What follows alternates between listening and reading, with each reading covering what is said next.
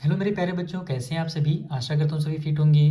प्यारे स्टूडेंट, आज की इस वाली वीडियो में हम लोग आर एस अग्रवाल का जो क्लास 9 है और हमारा एनसीईआरटी क्लास 9 है, इन दोनों का एक सेम चैप्टर है। जैसे आर एस अग्रवाल में चैप्टर नंबर 11 दिया हुआ है, area of parallelograms and triangle, और यहाँ पर हमारा चैप्टर नंबर 9 दिया हुआ है एनसीईआरटी के बुक में।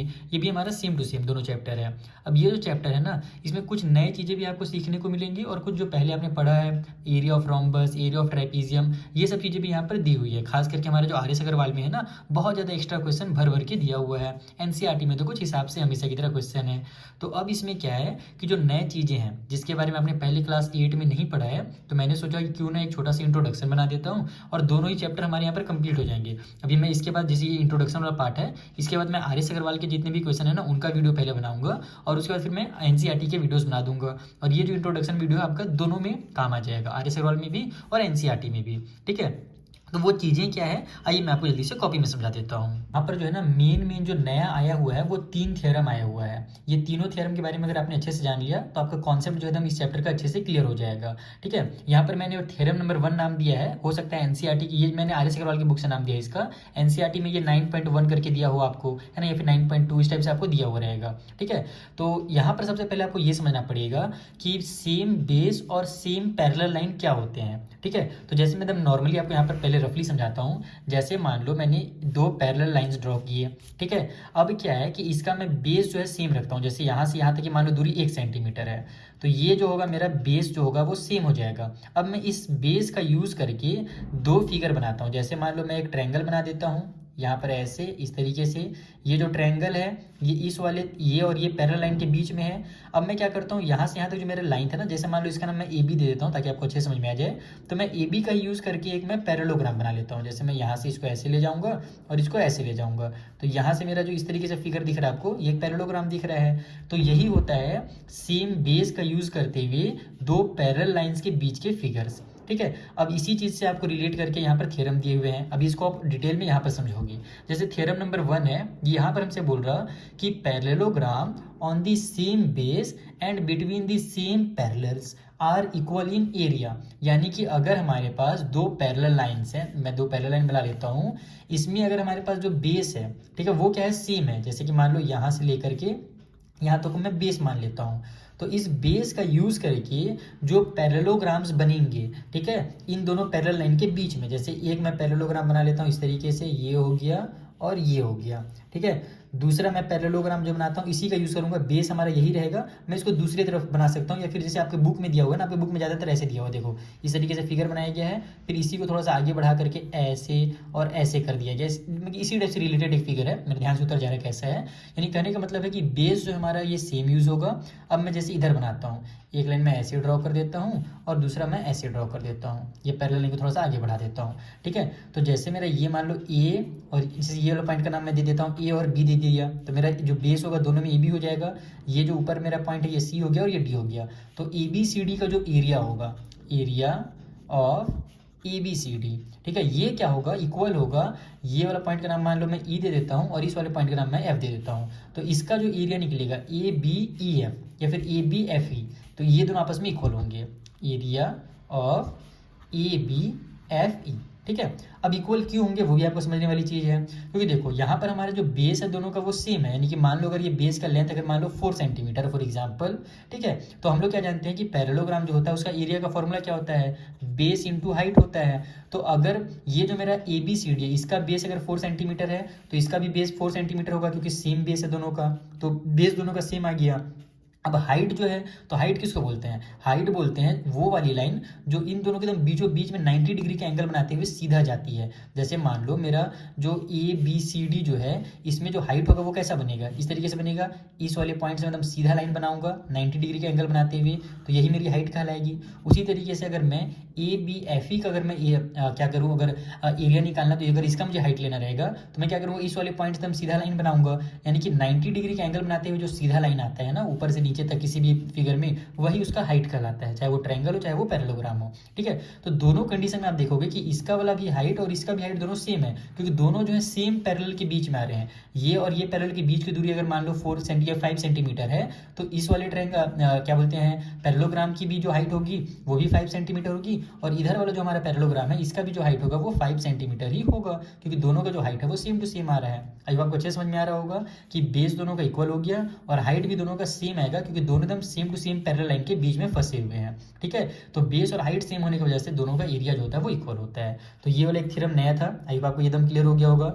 दूसरा जो थ्योरम है वो थ्योरम नंबर 6 है। हाँ, अगर कुछ भी डाउट रहे ना तो इंस्टाग्राम और टेलीग्राम का लिंक मैंने दे दिया है डिस्क्रिप्शन बॉक्स में, वहाँ से आप अपने डाउट्स हमसे पूछ सकते हो, डाउट्स को अपने क्लियर कर सकते हो। ठीक है, कोशिश करूंगा मैं जल्द से जल्द रिप्लाई करने का वहाँ पर। ठीक है, क्योंकि कमेंट बॉक्स में केवल ना डायग्राम वगैरह बनाने नहीं बनता है, तो वहाँ पर समझाने भी नहीं बनता है, जबकि इंस्टाग्राम में ये वहाँ पर दिया हुआ है सुविधा कि मैं सॉल्व वगैरह करके फोटो वगैरह भेज सकता हूँ। ठीक है, तो वहाँ पर आप चेकआउट जरूर कर लेना। चलिए, जो अगला थ्योरम है जो हमको थ्योरम नंबर 6 के नाम से दिया हुआ है आर.एस. अग्रवाल की बुक में, कि जो ट्रायंगल्स हैं सेम बेस में या फिर इक्वल बेस में, इक्वल बेस हमारा वर्ड यहाँ पर यूज़ नहीं किया गया था आर.एस. अग्रवाल में, लेकिन एनसीईआरटी में ये इक्वल बेस यूज़ किया है, इसलिए मैं यहाँ पर इसको लिख दिया हूँ। और यहाँ पर between the same parallel are equal in area, यानी कि फिर से वही चीज़ है कि अगर हमारे पास दो सेम पैरेलल लाइन्स हैं, ये वाली लाइन और ये लाइन हमारी पैरेलल है, अब इसके बीच में सेम बेस मैं ले लूँ, मान लो जैसे मैं ए और यहाँ पर बी ये पॉइंट ले लेता हूँ, तो ए बी से ले करके अगर मेरा दो ट्रायंगल बनता है, जैसे मैंने एक ट्रायंगल ऐसे बना लिया, ठीक है, दूसरा ट्रायंगल मैं थोड़ा सा तिरछा बना लेता हूँ, जैसे मैं इसको इधर ले जाता हूँ लाइन, पॉइंट मेरा यही रहेगा, बेस मेरा जो रहेगा ए बी ही रहेगा, थोड़ा सा टेढ़ा हो गया, ये थोड़ा सा ऐसे ए में आता है। ठीक है,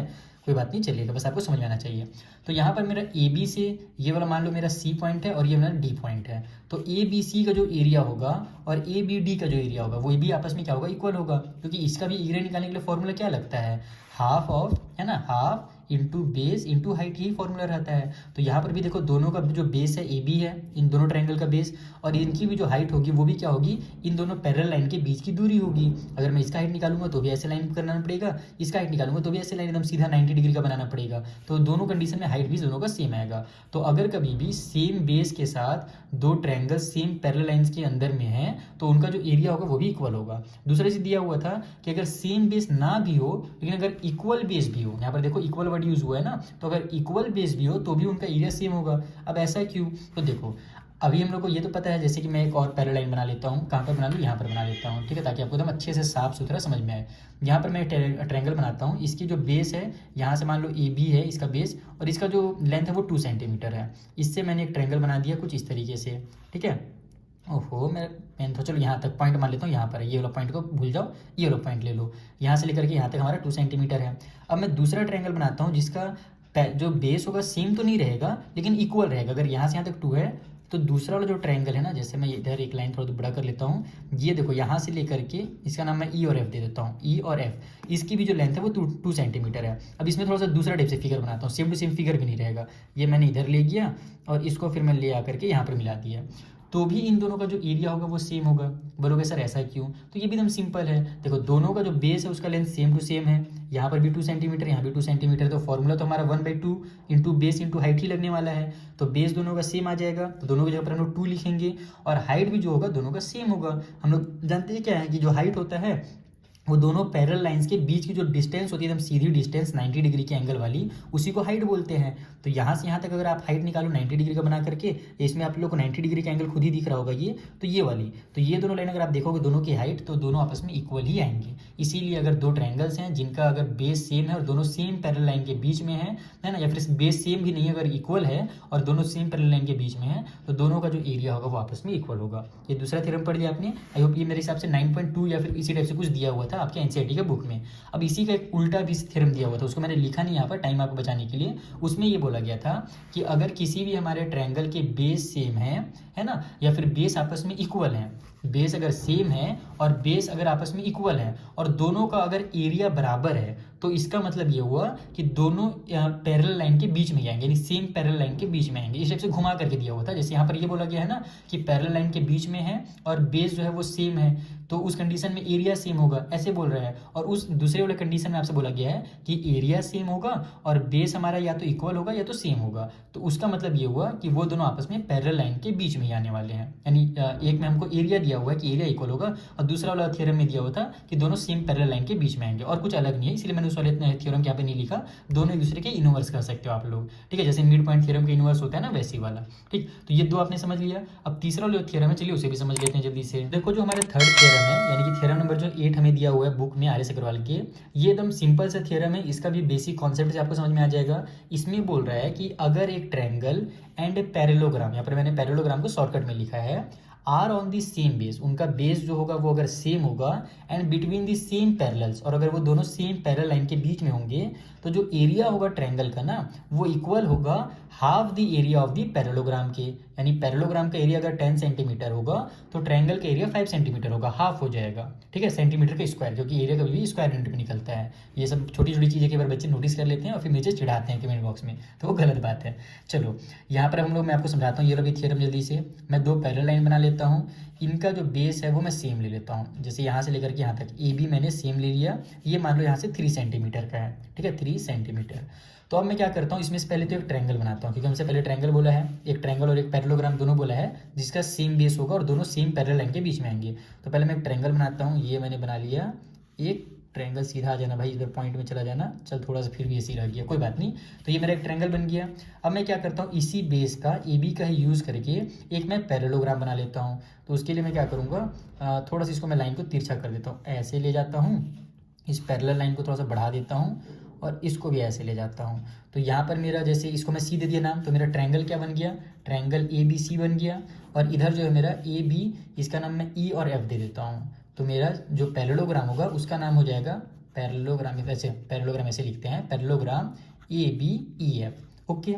तो अब हमसे ये बोला है कि जो ए बी सी का जो हमारा एरिया होगा वो आधा होगा parallelogram A B E F के, क्योंकि दोनों का ये जो बेस है वो सेम है और दोनों सेम पैरेलल के बीच में आ रहे हैं। तो ऐसा क्यों होगा वो भी समझ लो जल्दी से। हम लोग ट्रायंगल का एरिया निकालने के लिए क्या करते हैं, half of base into height, यही करते हैं। और इसका एरिया निकालने के लिए क्या करते हैं, बेस इंटू हाइट करते हैं पैरेललोग्राम के एरिया के लिए।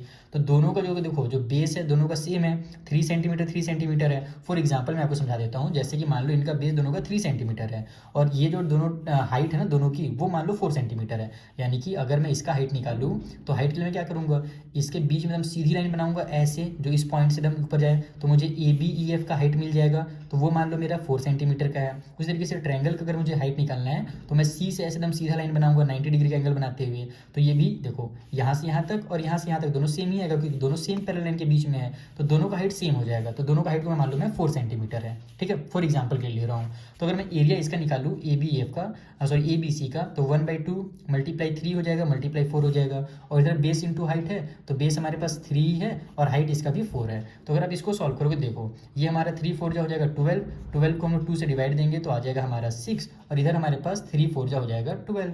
यानी कि देखो हमारा जो ट्रायंगल का एरिया निकल रहा है वो हाफ निकल रहा है हमारे पैरेललोग्राम के एरिया से। तो यही चीज़ अपने से यहाँ पर बोला गया था और कुछ भी नहीं है। तो आई होप आपको बहुत अच्छे समझ में आ गया होगा। कुछ भी डाउट हो तो इंस्टाग्राम टेलीग्राम के दरवाजे खुले हुए हैं आपके लिए, वहाँ पर अपने डाउट्स आप उनसे पूछ सकते हैं, शेयर कर सकते हैं। अब हम लोग मिलेंगे नेक्स्ट वीडियो में, जहाँ पर पहले तो मैं आपको आर एस अग्रवाल के जो एक्सरसाइज 11 के क्वेश्चन है ना, उन्हें पूरे पूरे जल्दी से सॉल्व करना सिखाऊंगा। और उसके तुरंत बाद जो हमारा अगला वीडियो रहेगा, मैं आपसे वादा करता हूँ, प्रॉमिस करता हूँ कि इतनी बार मैं एनसीईआरटी की वीडियोस नहीं बनाना चाहता हूँ, क्योंकि उसमें छोटे छोटे क्वेश्चन रहते हैं और आर एस अग्रवाल में बहुत सारे रहते हैं। तो और मेरे बहुत सारे स्टूडेंट जो आर एस अग्रवाल के ही हैं, इसलिए मैं पहले आर एस अग्रवाल को प्रेफरेंस दे देता हूँ।